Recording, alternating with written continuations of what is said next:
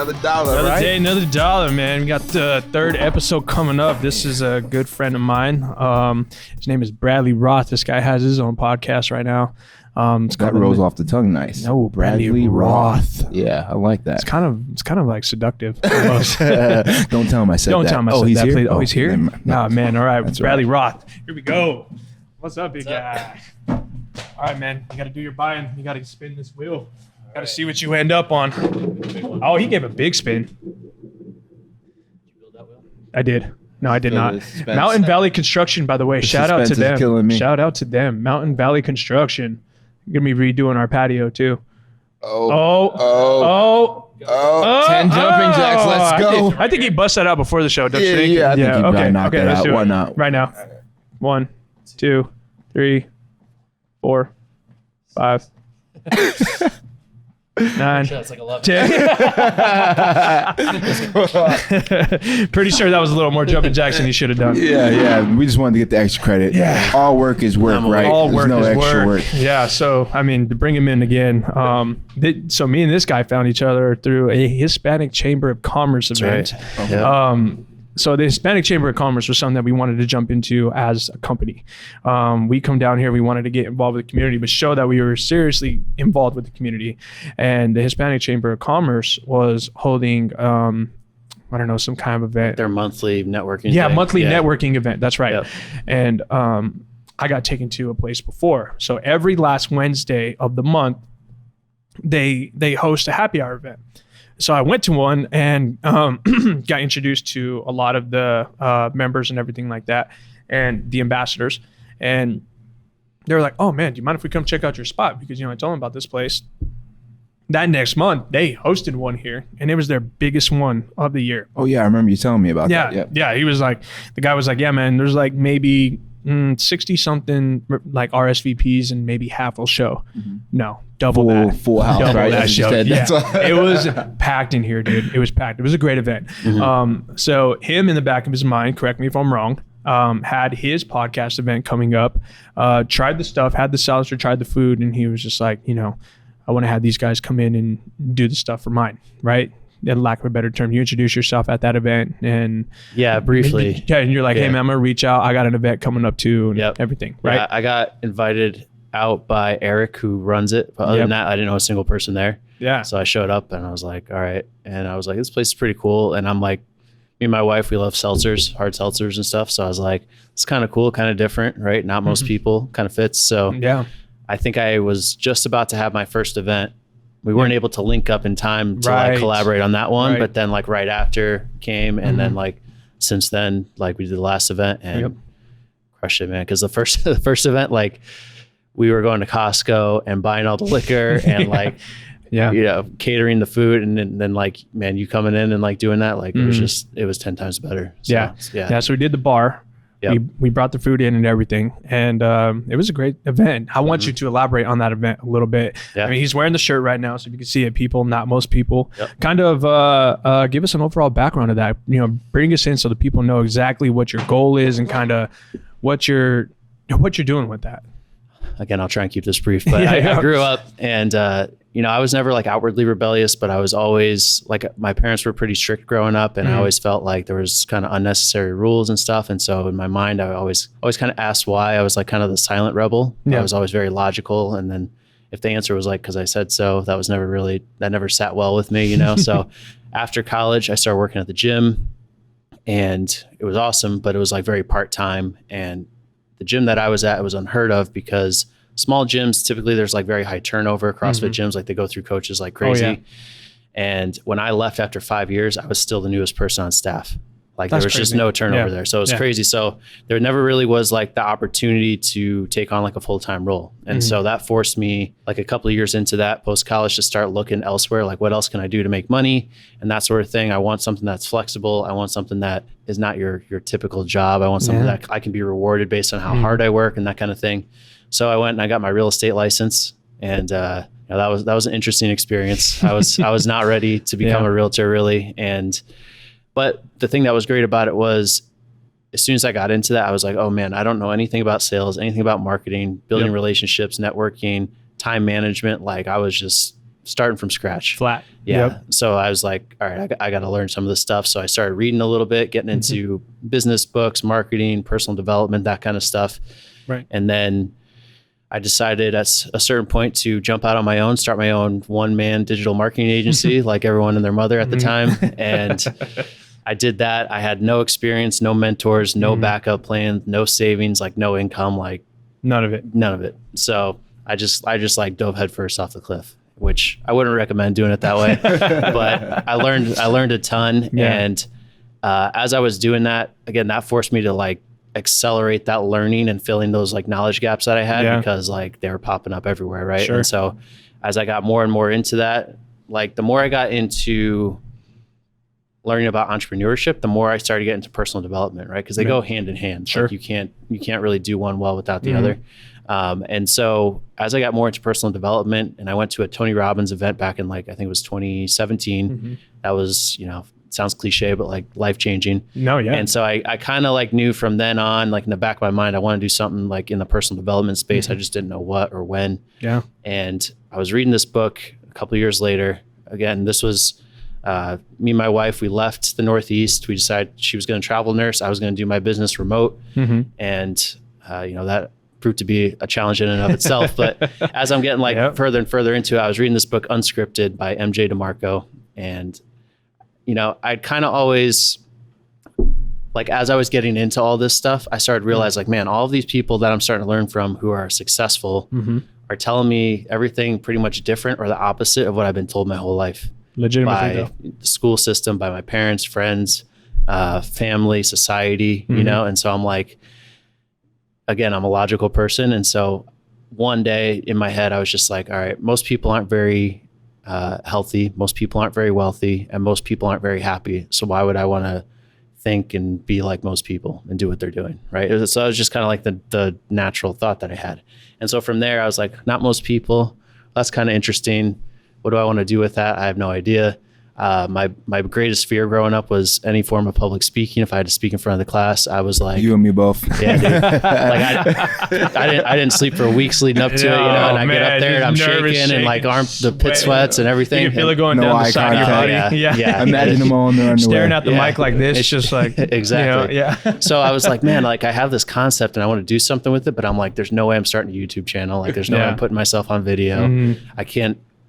I can't listen to myself like played back, like my voice, like it drives me like, man, I sound like so monotone and like a robot and all this stuff. So I got into this group called the Arte Syndicate back in 2020, kind of right as the pandemic hit.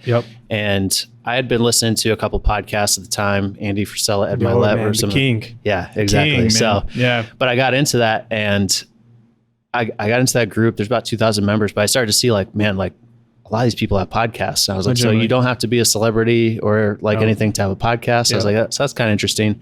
I got invited onto a podcast as a guest. It was only a 20-minute episode over Zoom. And I was like nervous as heck. And after those 20 minutes, I was like, man, that sucked. Like, no good. And so I was like, probably not going to podcast. And then I got invited onto one more, and it was more about like kind of the journey and mindset and that whole thing. And that one just like, it clicked, like it flowed like, hour and a half later, like we're still going, we're still having a good time. And that was like November of 2020.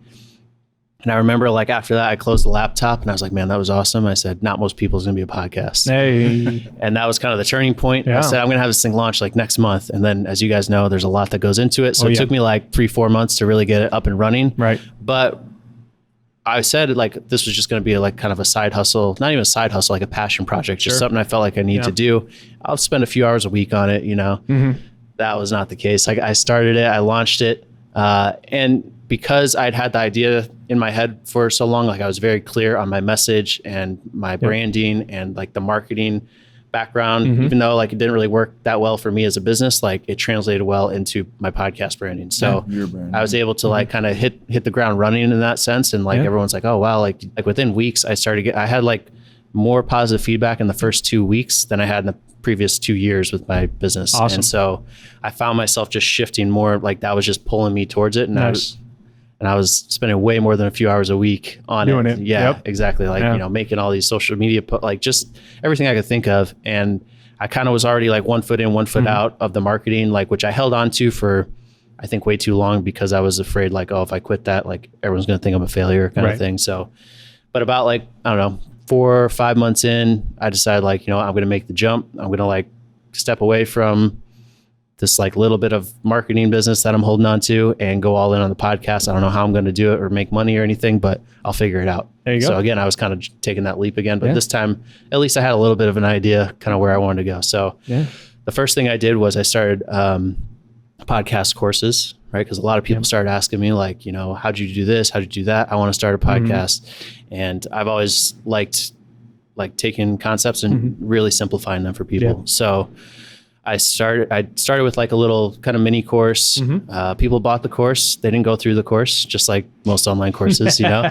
And well, that's the hard part, is like trying to get people to do that. Exactly. And so I said, okay, what can I create that's like going to get people results? And so I created like an accelerator. So it was like small group, a little higher ticket, but it was like, you know, you get weekly coaching calls, accountability, step-by-step, everything. So I did that.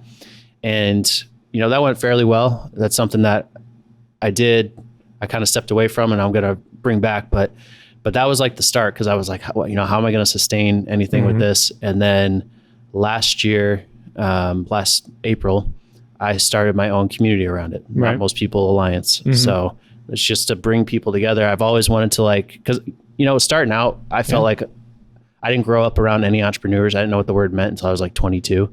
But I always like wanted to bring people together. I always knew that was something that I liked, was like the community. And like starting out as an entrepreneur, like you feel alone a lot of times, right? Or you're getting into personal development. You're like, oh, I went to this Tony Robbins event, and like all your friends are like, are you like your cult follower? Like, you know, like why would you do that? Almost like a groupie. Yeah, right. Exactly. So, which there is some of that obviously, but, but like people don't get it if you don't grow up around that, you know? So, and I hadn't, so I was information that you're not given. Exactly. False information that you've been given your whole life, and then you get redirected by something like that. Yeah, you know? Exactly. I mean, it goes back to like reinvesting in yourself. 100%. Right? Like you got to have that I mean, you're going to jump somewhere. I mean, how many times you find yourself like, and most people only know, what they've seen, what they've been through. So it's like, you'll just follow the people that are around you, because those are the people that you look up to and you think that are in the higher status, but you don't even realize that they're giving you information that worked for their life, and they didn't really search for the information that could have changed their life. Right. I mean, you think about like what your last,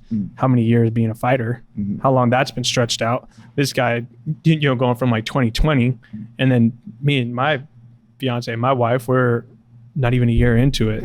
Things can change so dramatically in like such a short amount of time. 100%. Right? You keep taking action, and like eventually you'll just kind of stumble upon what it is that works, you know, or where you're supposed to go. What? I mean, but that's just like what we were talking about in the last one, like evolving, adapting, and kind of putting yourself in a different realm of like, you know, I mean, how many mistakes you think you made? I don't know. I can't count that high. You know? Like, even those are mistakes that like are priceless, right? Those are things that you can take to somebody else if that you does have not the hold, mentality. that they don't, the value behind those mistakes is like, again, priceless. So changes the game, changes the level of things. And when you can bring that to somebody who has no clue, I mean, that can change their experience in a huge way. 6, 8, 10 months, you know?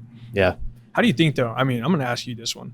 If you think, so like hearing a little bit of like Brad's background, right? Kind of going into like that realm, you can kind of tie it into, but having that kind of like, you know, as we talked about, like not having a scale high enough to count those mistakes and everything, but where do you think your line of maturity could cross, where you actually start looking at yourself and being like, all right, these mistakes, I'm not really going to eat them or like let myself get eaten up by them, but I'm actually going to learn how to take these mistakes and build off of them, you know? Like, what was that? Like that, I mean, to me, that kind of turned the chapter of me being a man, truthfully. Yeah, no, 100%. For me, it was all the people I thought having my back disappearing on me. It was watching people do things that I never thought they would do around me, you know, to each other and to me. You know, it was, fair enough. It was basically hitting rock bottom is what it was. It was watching myself be the person that I didn't want to be, you know, or knew that I could do better. So for me, a lot of it was that. And then making the decision to start self-helping myself, to start looking at, all right, well, who do I want to be?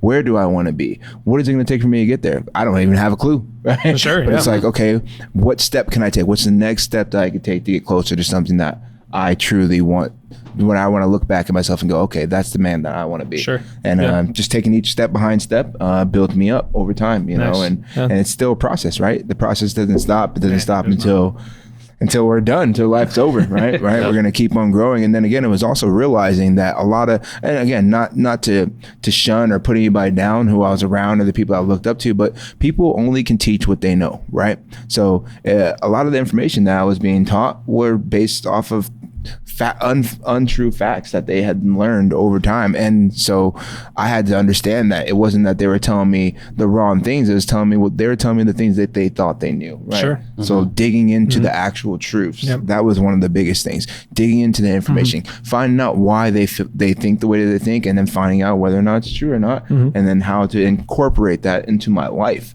and live that in my life. Well, there's work involved in all that. So much work, so much work. And that's why most people don't want to do it. Not most people want to do that. We're going to hashtag this whole episode and you're like, not most people. 100%. What? This guy's onto something, isn't he, with this podcast? He absolutely is, honestly. I'm telling you, look it up.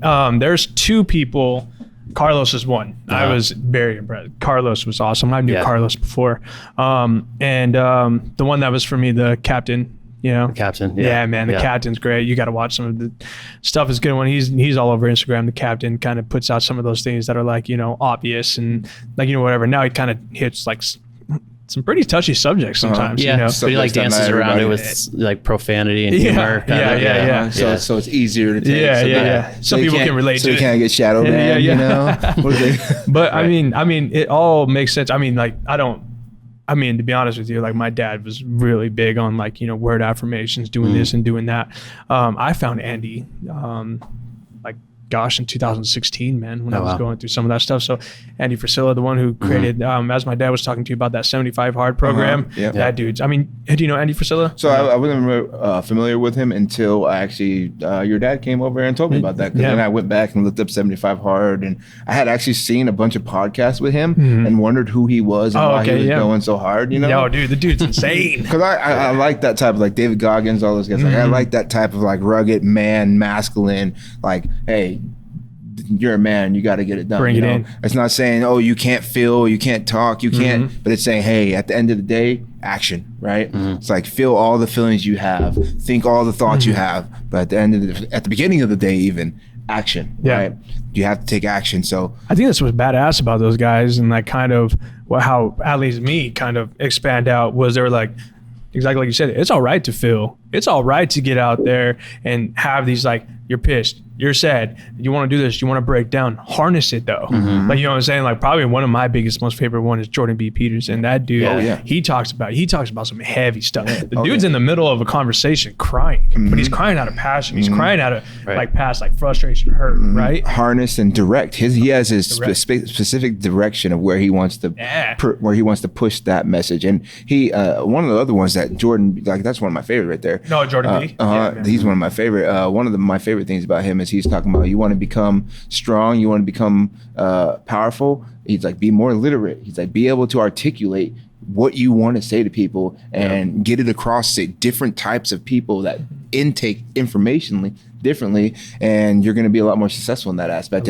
And you know, that was one of the biggest things. I actually had someone that I considered as a mentor to me. His name's Tony. Worked in the cannabis industry for a long time. He came in the industry as well, and you know, he didn't have the best. In my opinion, he didn't have the best way of doing things. But again, for me, many of those.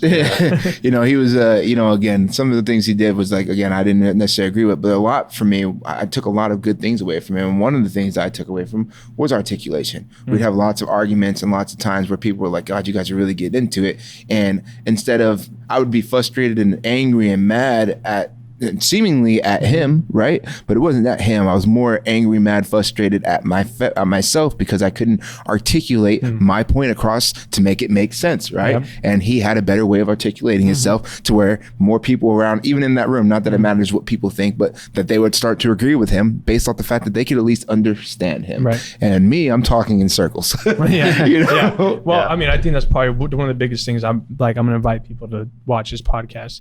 You need to watch how direct and how, like, you know, as he just talked about, explain how long it took him to finally get to that point where he edged himself off. And then now his podcasts are like direct, they are extremely informational.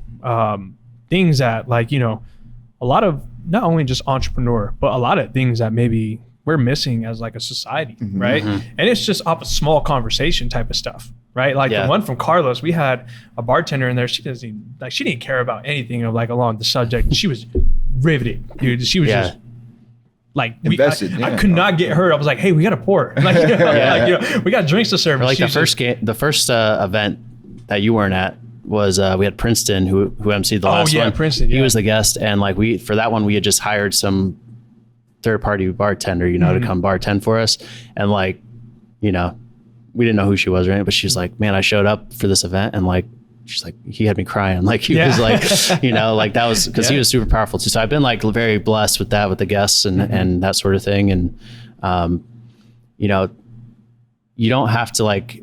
This is one of the hardest things for people, I think, is you don't have to be super successful to be able to help people, right? Like, it's like you want to wait.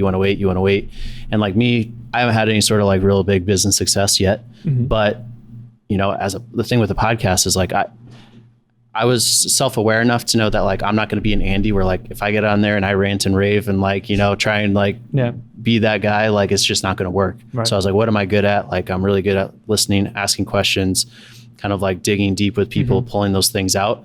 And so that's kind of what I've like capitalized on, right? Like, like leaning on your strengths. So I'm like, I can have these people on that are super successful. And, and luckily I've been able to do that through networking and stuff. So like at the end of the day, it comes down to like learning self-awareness, and learning your strengths and then playing to them. And then relationships, like relationship capital, building those connections. Like, because I've had people on my podcast that like I have no business really like having on, but like, but like, you know, you meet one, you have someone on, they're like, oh, how can I help you, or who can I introduce you to? Then they, you know, take you to the next person. Like Carlos, right? For this upcoming event, I have Cody Sperber, who's another like, you know, dude's big time, massive one. And you know, I was trying to reach out to like his assistant and stuff, and it's like crickets, right? But like I called up Carlos, who, you know, from the last event, like we started to develop a relationship, and he's like, all right. 15 minutes later, he texts me, he's like, yo, Cody's in. And I was like, that, crazy. I'm like, that's the power of like, you know, one thing leading to another, like to relationships. Like it's just kind of crazy how the things evolve. And that's what adds to that too. Like the fact is, like, as long as you are as long as your intent is there, right? Like strong intent will build that. So, and then you're not going to know who the right and wrong people are until you start bringing people in and start having conversations, right? Those are things that are priceless as well. Those are things that are learned. And you kind of have to make those mistakes before you actually learn them, right? And so that's kind of what's crazy about mistakes. No one wants to make them, but usually our biggest wins come from the mistakes that we've made, right? Or one thing, like, the mistakes or the hard things always lead to something good, right? Like there's that Tony Robbins quote that like life doesn't happen to you, it's always happening for you. Like if you can look. And kind of like it's a filter that you can develop over time, or a perspective where like eventually every kind of like shitty thing that happens to you, you can flip it on its head and like find the good in it, right? Like my marketing business didn't work out, you know, which like thank goodness it didn't, because then I wouldn't have ended up here doing what I'm supposed to be doing, right? Like my parents, you know, kind of like being strict growing up, like I wouldn't have questioned things, right? And if I didn't question things, that wouldn't have led to here.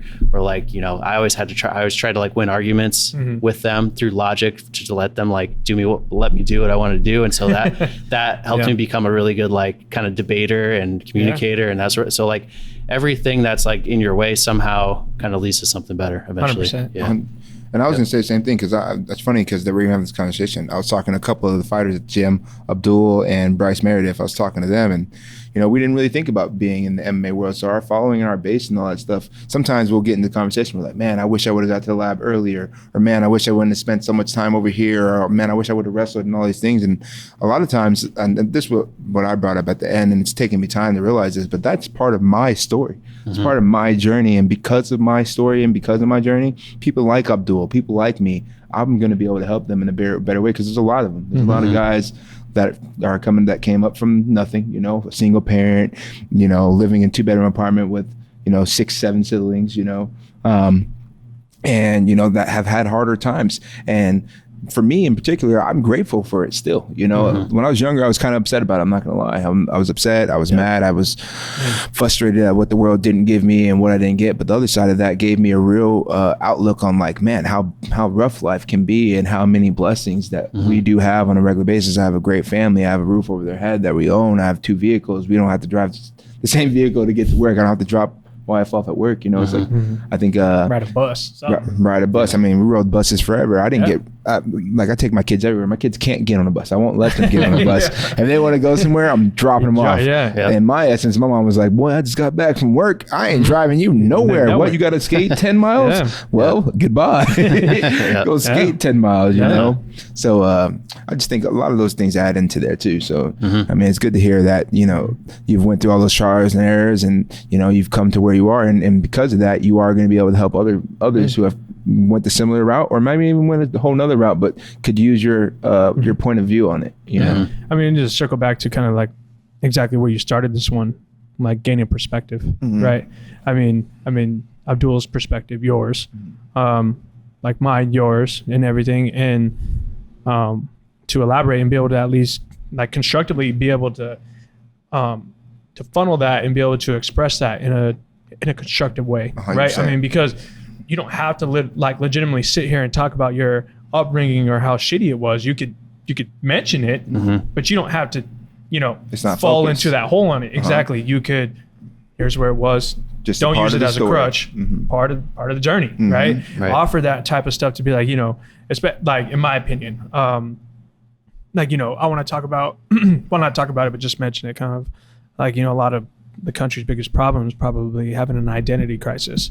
You know, no one knows who they want to be, what they want to be, how they want to be. And as you said, like, you know, you don't even know right now, but you're going through the process in a way where you're at least leading to something where you're passionate about. Like you, right? Like you, I mean, there's more to Marcus than just a fighter. Like, you know what I'm saying? Like, how are you going to present that? How are you going to put that into the world? Well, you're going to impact people for one. You're going to show them that there's a different side of you. And then 3, you're going to at least everything that you've harnessed, everything that you gathered, you're going to present it in a way where it better constructively leaves the world a better place than where you found it. 100%. Right? Yeah, and that's the hope, at least, right? That's always the plan and the hope and the intent behind all that we're doing. Because at the end of the day, the moment I even say this to my wife constantly when we talk about it, because we have real relationship conversations. We've been together for a long time, and it's like, in 10 years, when my kids are out of my house, we have to like each other still. And the problem with that is we don't have to like who we are now. We're gonna have to like who we are in 10 years, you know? And that's just real life, right? That's just real life. And that's just how my 30-year-old, me at 30-year-old is me at 30-year-old. It's not going to be the same me at 60-year-old, right? It's not going to be the same me at 40-year-old. So it's like being comfortable with that and not being stuck in, who was I when I was 20? I need to be consistent with that person. Like, no, time changes. Things change, people change, right? And what we want to do is we want to change for the betterment of ourselves and for the betterment of the people around us, right?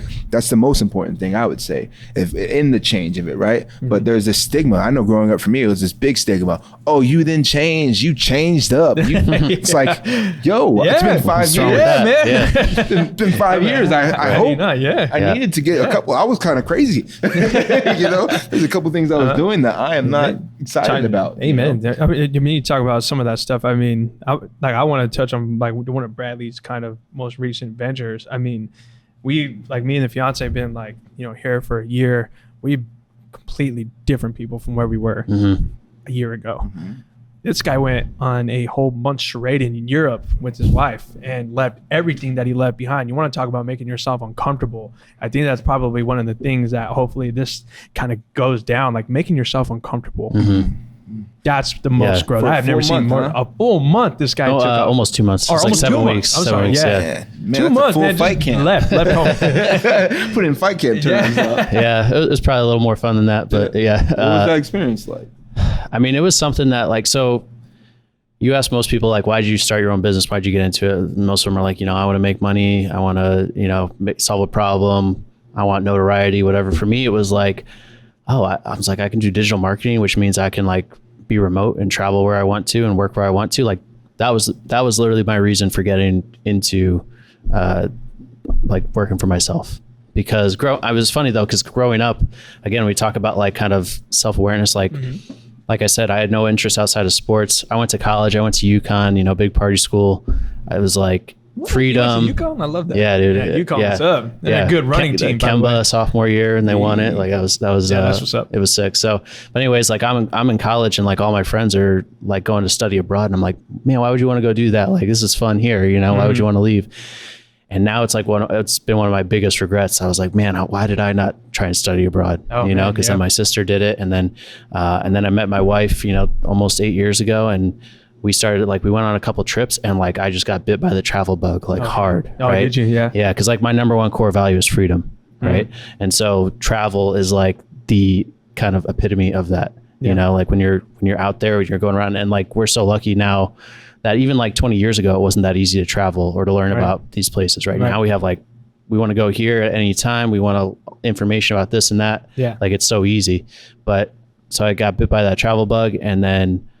Yeah, man. So like my biggest kind of like driving force has been like to be able to travel. Yeah. You know, some people want the cars, the clothes, the house, whatever. And like, you know, I like some of that stuff, but like for me, I'm like, man, if we can like travel, like legit travel, like for 4 months out of the year forever, like that's wild. Yeah. So that's wild. But it was a great trip. It was kind of like our honeymoon, our delayed honeymoon. Oh, really? Yeah. How long was it delayed? So we got married in March, and then we took off in September. Oh, okay. So not and it worked out because my cousins, or not my wife's cousin, was getting married in Italy. Okay. And so like that was kind of our like jumping off point. Like, do you want to go to the wedding? We're like, sure. And I'm like, we're gonna be over there. Like, why don't we make like quite a trip out of it? You know what I mean? Yeah. Trip. So damn. So we moved like all of our stuff out. We gave up our lease. We put it in storage. We did that, and man, there's so much that you learn that like I think people miss out on by not traveling. Like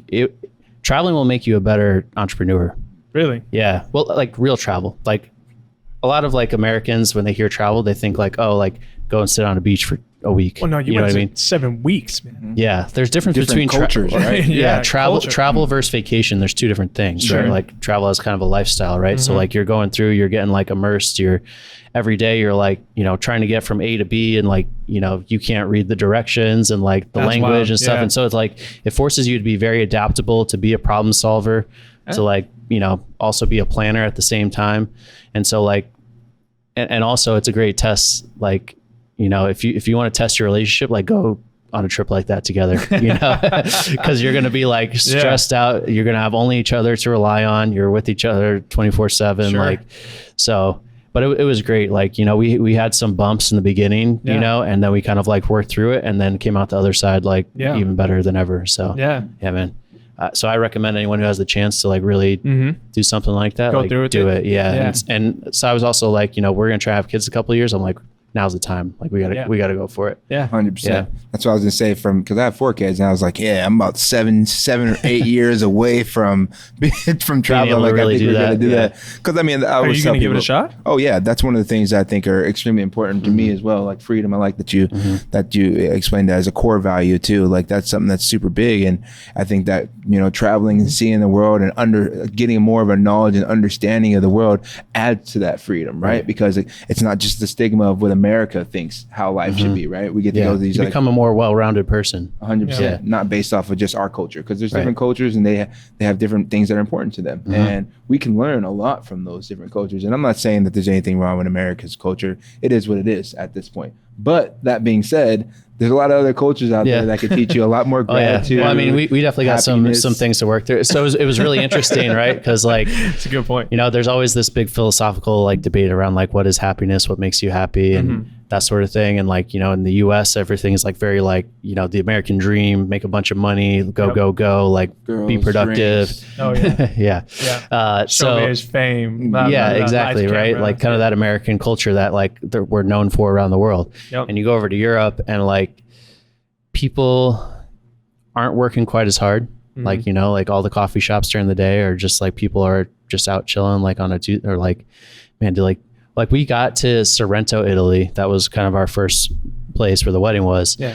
We got there at like 11:30 p.m. on a Tuesday, and we went out. We're like, you know what? Like, let's go walk around. Let's grab some food. And like the streets, you would have thought it was like a Saturday afternoon. Like people were just out and about. It was packed. Like it was like, yeah, dude, like 11:30 on a Tuesday, like midnight, and everyone's just out like everyone's just having a good time. Like, and everyone's like happy and they're not rushing around. Like it's just it's a different culture where it's like, they don't prioritize like going, because I don't think they have the belief as much, or it's not ingrained in their culture that like, you know, to be successful, you got to make a bunch of money, you know? So it's like a different perspective where they're not working as hard. They're taking breaks. They're getting out of work earlier, but they do seem a lot less stressed, and they're all healthier, and they're, for the most part, they seem happier, you know? So it's interesting to like see that and see both sides of it. Cause it makes you like stop and think like, oh, like, you know, does the pursuit of all these things and all this money or whatever, like, is that really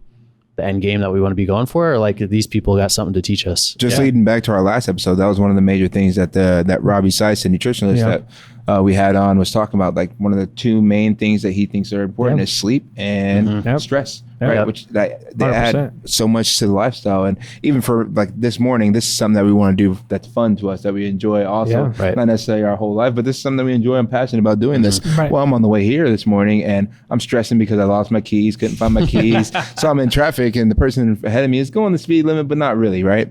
And I'm over here freaking out, right? And I thought I had to calm myself down and say, who am I to be so upset this morning because I made a mistake and I'm 15 minutes late, that now I'm irritated, upset, aggravated with the rest of these people around me not moving as fast as I want them to be moving, right? It's their fault you're late. It's their fault I'm late instead of the fact that it's just my fault. How dare you be in my way?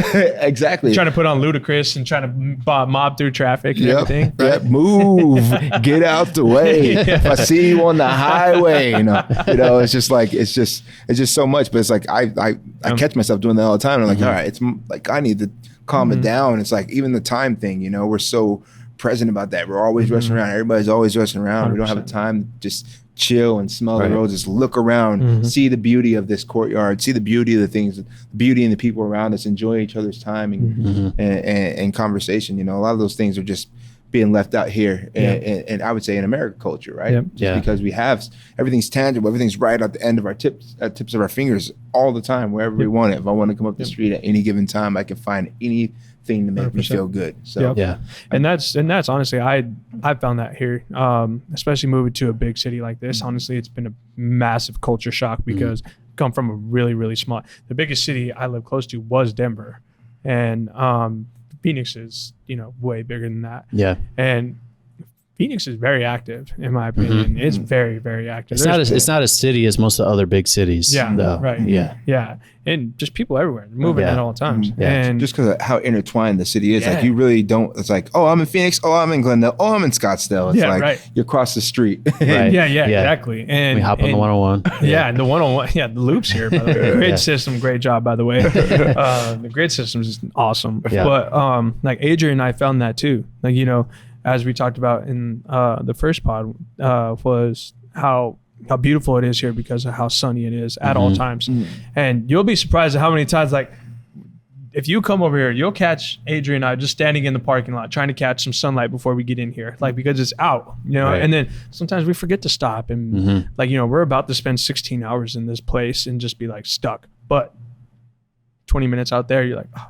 Then you come in here with a different perspective. If you don't, if you're rushing, you're running through, you run through the parking lot, and then you come in here, and then you're looking at a place like this where it's like a hindrance, where it's really not, because standing on the other side of this bar, people like not necessarily are asking for your perspective, but they're almost like just looking for someone to talk to. Right. And if you're talking to them with a shitty attitude, they're going to be shitty too. Then they're going to look at this place like a shitty place to come. Everything's contagious. Yeah, exactly. And kind of leads on to that point of like what you talked about, like, it was one of the most beautiful trips you've ever had, but some of the most stressful, but you guys made it what you made it. Like, you only had each other to rely on. You had every resource available to you. It's just how are you going to use it? How are you going to adapt to it? Right. But we had that here too. Like, it comes with that spoiled mentality. Like, like, oh, woe is me or something like that. But Just more options, right? Yeah, like man, like just- Uber, like you can Uber anywhere you want anywhere right you now. want to go. I was Yeah, in man, I was there's in no Uber over there. I was in Oregon. I was in Oregon last week, and there was no Uber in the city that I was in. I had to call a taxi for the first time ever. Tripped me out. Blew my mind. Isn't that crazy to think Yeah, that? right. Like I would have never felt that way. I would have just like, hey, Simple whatever. things, Yeah. Get on We the take get on for the granted. get on the Yeah. street. You know, I'm gonna do my thing. But yeah, last week I'm like there. I'm like, hey, looking up Uber, looking up Lyft. Yeah. And then I finally talked to taxi guys. Like, hey, what's up with Uber and Lyft? Oh, there's only 10,000 people here in the city. No one's gonna use them. Right. I'm like, What? Yeah, we are in modern society. Well, isn't this like- America still? Yeah. The thing is, like, that's interesting too. The contrast is like the U.S. like history wise, there's not nearly like our history is like infantile. Like, how long's Arizona been a state? Like less than less than 100 years, yeah. right? And Yeah. like all these countries go back thousands of years and stuff. Right, And so true. like they're very more like steeped in tradition, right? And like, you know, things change slower. Taxi drivers like may never go away. You know, like everyone gets around on mopeds, bikes, walking. Like it's just The whole thing. It's a different Yeah. place. Yeah. As far as like the timing thing, are they big on like being upset about lateness? Because I know like even in any industry out here, like it doesn't matter where you are. If you're late, it's like so shunned upon. Like Right. to be late, like Yeah. most like even where I was at for a long time, I was a manager, and we had a policy at a certain point where it was like there's a strike system, and there's no way of getting around the strike system, regardless of what the situation was, even if it was a legit situation, like this morning where I've lost my keys and I'm late. That's still a strike. You know, it's like, Yeah. oh, you're still 45 minutes late. That's a strike. It doesn't matter how well you work or anything like that. You have 3 strikes, you're going to be 100%. terminated. You know? Yeah. Is that something that you realized was something different over there? Or, I don't know about employment wise because I didn't, work or anything over there. But like generally speaking, it's a little more relaxed. Like I can't remember who told us, but they're like, all right, like when you go there and like, like the train systems over there and public transportation are very dialed in. Like everything's like to the minute, very on time. But they're like, if you book a driver or something, like they're not there, like they'll eventually get there, but like probably not going to be on time.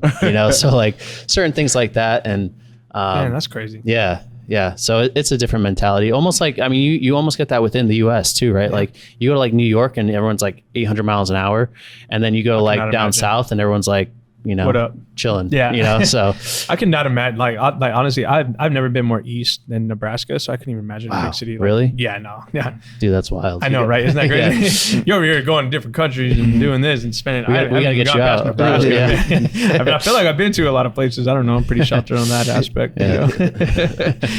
For me, fighting's taking me more. But I didn't really do a whole lot before fighting, then. But yeah. since I've been fighting and training, going with other guys, I've seen so many different places. Dubai, Yeah. it's like Oh, yeah, places I Dubai never would be would have thought I would have been.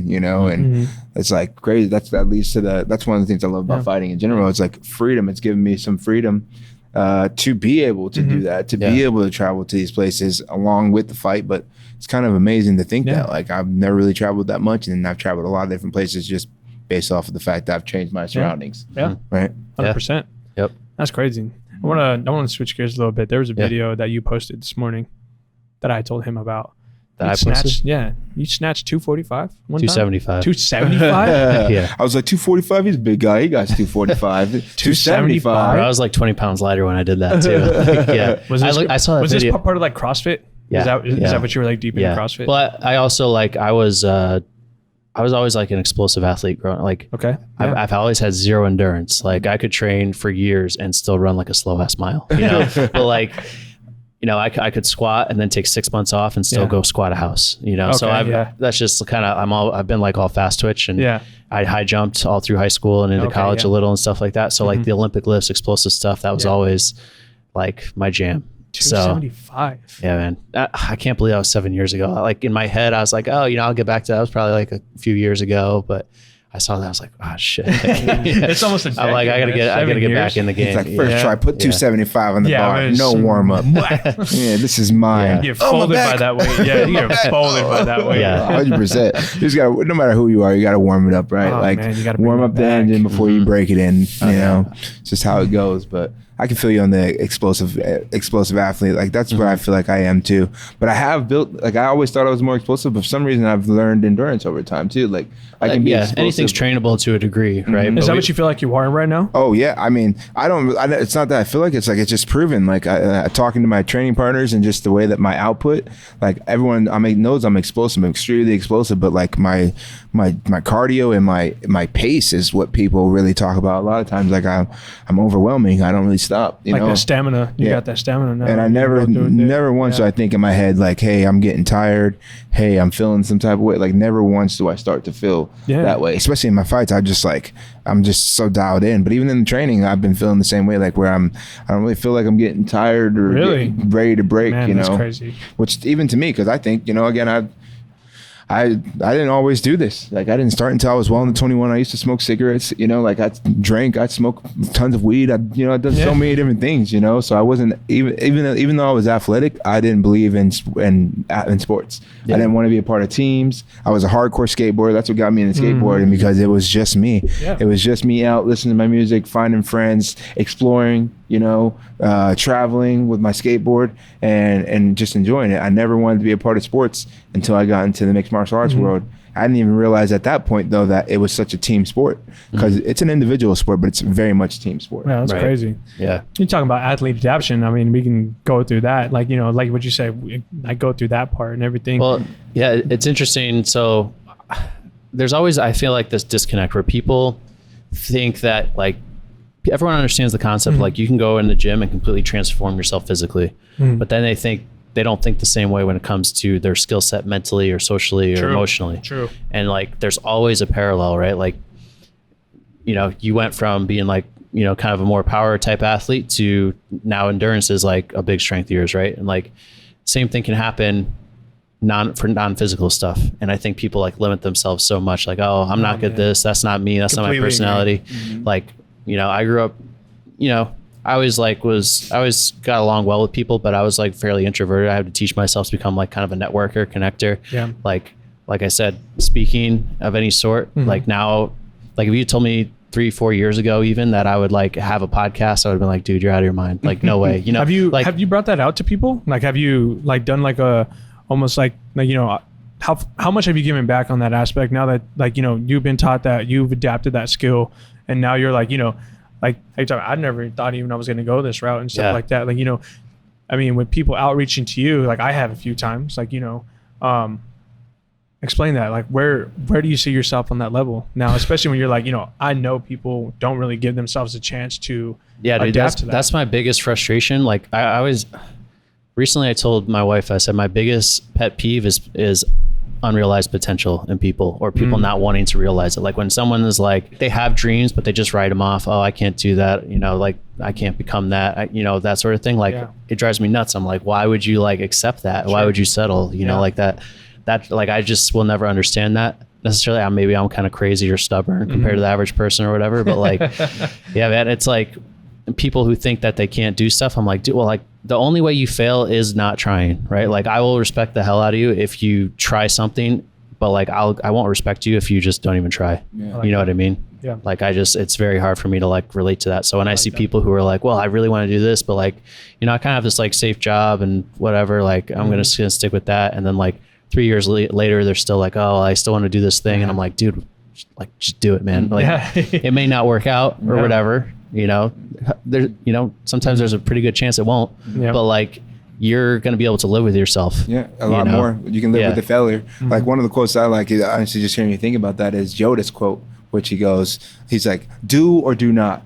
There is no try, right? You know, and it's like the reason he said that is because even if you do, you might fail, but you didn't try. It's not that you tried, you did still. You just failed, and that's life, right? Yeah, we're gonna fail at life, and it's probably gonna be like a life happens for you thing, where like if you do fail, guess what? You're gonna kind of learn something or end up stumbling into something off of that is kind of where you're meant to be or where you're meant to go. 100%. You know, I love that. So like I tell people now, everyone's like, oh man, you have such a network, you know, all these people. I'm like, dude, like we moved here to Arizona 4 years ago, like didn't know a single person. That's crazy. You know, like starting over, you know, and it's like, there's no reason you can't do the same thing. Right. You know what I mean? And look where you are now, you know? I know, man. Happy, healthy. Or like people like who knew me growing up or whatever, or knew me like when I was working at the gym, like see, I got a podcast, and they're, probably like, what? Like, like, he only said 3 words to me, and the whole time I knew him. And I don't even remember what those words were. Yeah, like I got called socially awkward at times, and like, all this stuff. It's crazy. And yeah, man. So making yourself uncomfortable, challenging yourself, man. Why not bet on yourself? I think you got to be stubborn. I think not enough people are stubborn. Yeah. Like people are stubborn. There's 2 ways. There's good and bad stubborn, right? They're stubborn like ego stubborn. Sure. Where like you won't take any sort of advice or like learning, and you kind of are like, no, I'm better than that kind of thing. Or too good for that. 100%. There's that kind of stubborn, but then there's being stubborn in your like pursuit of your outcomes. Discipline too. Like Discipline obviously plays a part. But like being stubborn and being like, you know what, I'm gonna like go after this thing, even if it doesn't make sense. It's not over until I'm done. Because you want to, or because 100%. But you got to be flexible in your approach. So stubborn in your end goal, but flexible in how you're going to get there. You know what I mean? So you're not a Taurus, are you? A what? A Taurus, May your sign, a Taurus sign? No, I'm August, so I always forget what it is. Virgo, I don't have no idea. My sister's a Leo, and she's the beginning of. My wife's a Virgo, and she is September. When's your birthday? September 1st. Yep. So you're right after mine. Yeah. Oh, what is yours? August 28th. Hey, look at that. I'm a Taurus, and that's one of the main attributes that anybody always says is stubbornness in Taurus. But I have I don't think I have that big of an ego, right? Like I'm in my mind, it's more of like I'm not done until I'm done, right? Like no one's gonna tell me that I can't. Like Well, there's also a healthy amount of ego too. Like nobody who's at the top of their game, whether it's in sports or business, doesn't have a little bit of ego. You know what I mean? Like if you don't, you're just gonna get rolled over. You're gonna like, again, not be stubborn. You're not gonna believe in yourself. And so it's like a fine line, right? Like you want to have an ego, but you don't want to be like arrogant. And I think it cracks me up when there's all these like online, couch chair critics or whatever who will like comment and like they'll talk about LeBron or Elon Musk, like you name it, like the most successful people in the world, like they'll find problems with them. 100%. Or they'll be like, oh, this person's so like deluded or like thinks so high of themselves. And I'm like, most of you guys, if you had 1% of their success, you would think like you're the coolest person in the world. Like I've seen like people who are just complete like losers who think they're like the man, so I'm like one thing in their life that did it, and they're like for the rest of their life sitting on top of Rush Mountain. They're like, man, I was all state in high school or whatever, and like still think they're the shit 20 years later. That was 50 years ago, bro. Like so and like 130 pounds. So it's just people are kind of like, they just don't think these things through. I'm like, dude, like if you were in their shoes, like you think you would be like Mr. Humble, like most of you not a chance. I really try to be that humble guy though, because I don't know, that's a better place to be, I don't, for me in particular. In my opinion, it's almost disrespectful to kind of go on that aspect because you have no idea what that person went through to work that hard, and then for you just to critique and criticize on something so heavily, like you have that happen in a moment too. We don't know that whole person's day. Look at how this their whole day. Out of the whole day, we saw a 5-minute clip of their life, and we're like, "Oh, this guy thinks he's." And then he went to some homeless shelter right after that and fed like 30,000 people. It's like, okay, maybe he has a chance to be egotistical. Or the people who are like, they got no money in their bank account. They're like, oh, look at these athletes going bankrupt. I'm like, dude, all these guys, like the entire world knows exactly what they make. You think everyone that they know isn't asking for something or whatever, and like, we don't make. It's a tough position to be in. Well, I know we got a little bit of time left. I wanted to spend tell the people where they can find you, where they can find this podcast. Tell them about quick as you can to open up the floor for this next event that you have coming up. Just fill them in. Yeah. So this will be our 3rd event coming up. We're doing these events in Phoenix, probably 2, maybe 3 times a year going on, and they're a lot of fun. And I'm sure if you guys get in touch with Brett, he'll hook you up with all the details. But man, Not Most People podcasts on Apple, Spotify, everywhere that you find podcasts. We're getting the YouTube up and running. Finally, it's been kind of like a delayed part of the project, but Not Most People at not.most.people on Instagram or notmostpeople.net. You can find everything. And then if you want to connect personally, Instagram is probably the easiest. Just Bradley_Roth. Awesome. Definitely go follow, guys. Oh yeah. What about you, man? How do the people find you? You can find me on all platforms: Twitter, YouTube, Facebook, Instagram, Maniac McGee, or just type in Marcus McGee. I'll pop up. Yeah. Mine's at Brett Anthony M. that's pretty much all I got. So I don't have anything else other than that. Keeping a low profile. Yeah, just one profile, lone wolf in it. So if you guys want to find him, he'll always be in here. Yeah. Or if you want to come here to Elevated Tap Room, I'll be behind the bar. You'll see me every time. But just want to say thanks, man. Thanks for coming through. It was a great thanks for having me. It was a lot of fun. Yeah, awesome. Definitely have you back. Talk a little bit more about the entrepreneur stuff, and I don't know, maybe you can help me out try to find a honeymoon destination, because that's the only thing that the fiance put me up to task on. So I'm gonna we got you, dude. Nancy just started. And her mom just started a travel agency. Oh, here we go. And they focus on that. So there you go. Might be able to get some more jumping jacks in too. Yeah, say, right? All right, man. Thanks, B. Thank you, man.